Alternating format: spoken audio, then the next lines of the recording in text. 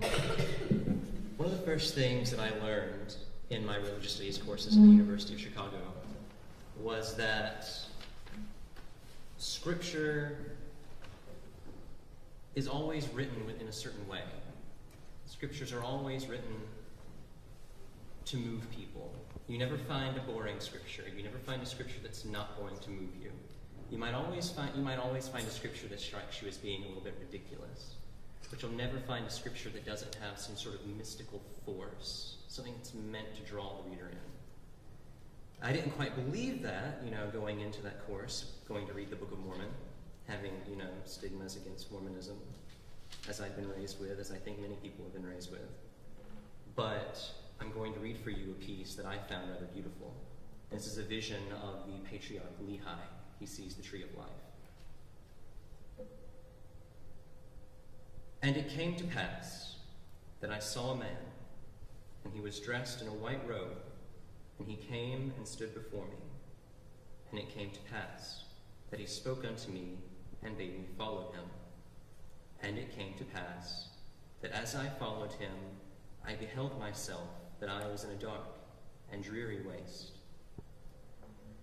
And after I had traveled for the space of many hours in darkness, I began to pray unto the Lord that he would have mercy on me, according to the multitude of his tender mercies. And it came to pass, after I had prayed unto the Lord, I beheld a large and spacious field. I beheld a tree, whose fruit was desirable to make one happy. And it came to pass that I did go forth, and partake of the fruit thereof, and I beheld that it was most sweet, above all that I ever before tasted. Yea, and I beheld that the fruit thereof was white, to exceed all the whiteness that I had ever seen. And as I partook of the fruit thereof, it filled my soul with exceedingly great joy. Wherefore I began to be desirous that my family should partake of it also. For I knew that it was desirable above all other fruit. And as I cast my eyes round about, that perhaps I might discover my family also, I beheld a river of water, and it ran along, and it was near the tree of which I was partaking the fruit. And I looked to behold from whence it came, and I saw the head thereof a little way off. And at the head thereof I beheld your mother, Sarah, and Sam, and Nephi, and they stood as if they knew not whither they should go. And it came to pass that I beckoned unto them, and I also did say unto them with loud voice that they should come unto me, and partake of the fruit, which was desirable above all other fruit.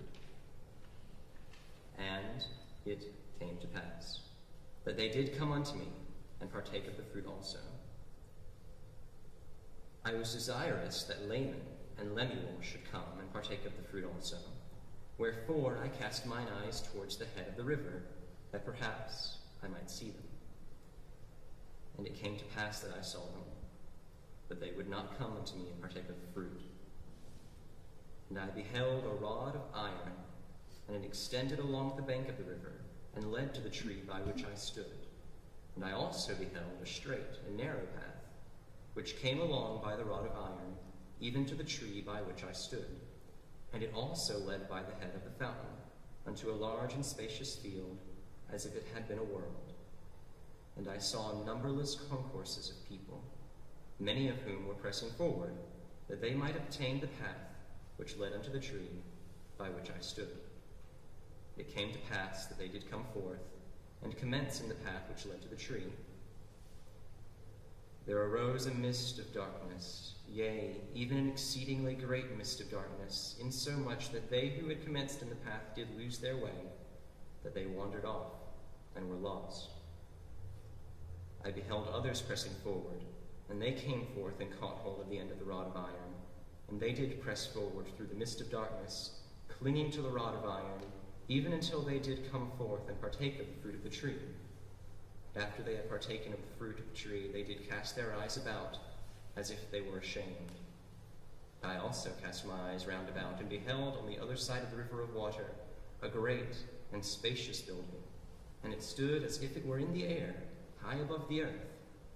And it was filled with people, both old and young, both male and female, and their manner of dress was exceedingly fine, And they were in the attitude of mocking and pointing their fingers towards those who had come at and were partaking of the fruit. And after they had tasted of the fruit, they were ashamed, because of those that were scoffing at them, and they fell away into forbidden paths and were lost. Of course, the vision he sees is of the founding of the Church of Latter-day Saints. So, the poem that I wrote is entitled Purgatory. I was going to submit this to the magazine, but since I'm going to be mounting my return to the University of Chicago at the end of the semester, I'm going to share it with you all now. Black.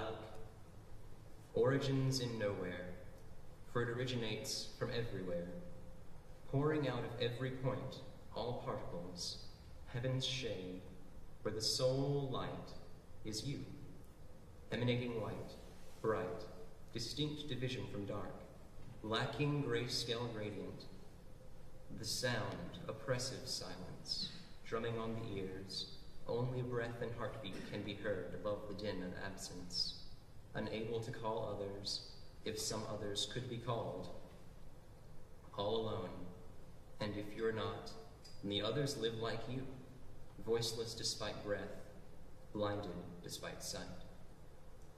Afar, a distant spark drives back black haze, brightens, defines court, jail, trial, and sentence through the outline of a man all over white stained scarlet.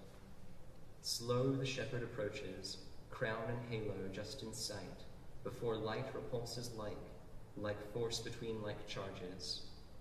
Here voice beckons to follow, as light turns to make return. Pursue, fumbling forward, knees and hands to feet to steps, grasping at receding guide with black wedges tween white lines. Strain throat's chords for pause, for aid, mouthing without words, sobbing without sound. Form held fast by carnal threads, life's spice, salt and pepper web, tugged taut before tearing twain. Bright, white virtue wraps self round, vice sizzles into shadow, both yielding cleaner contrast between the judgment and the soul, under purging progressive. Stumbling, but nigh, cold cast net trips its quarry, slows saintly engine, so scorched spectre sinks beneath its hand-hewn hindrance, as too thick mist hides its captain. A silent sigh, as tear-ringed lips give up the ghost of hope, though softly that brilliant sun comes again to call, calls again to love.